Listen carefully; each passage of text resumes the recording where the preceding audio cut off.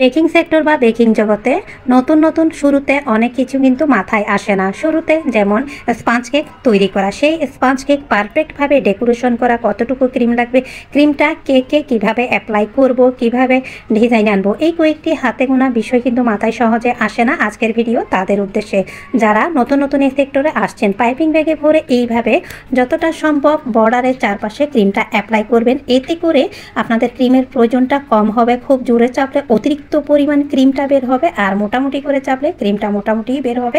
এতে করে 1 pound 1.5 pound কেকে কতটুকু ক্রিমের প্রয়োজন সেটা বুঝতে পারবেন। এইবার আসি ডেকোরেশন।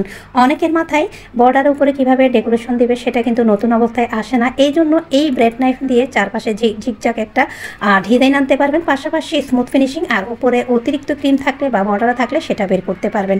এইবার একটি স্ক্রাপার দিয়ে প্রথমে ট্রাই করলাম, যখন হচ্ছিল না তখন আরও একটি স্ক্রাপার নিয়ে এইভাবে ডিজাইনটা করলাম। পাশাপাশি একটি ব্রাশের সাহায্য করে এই ডিজাইনটা করে দিলাম।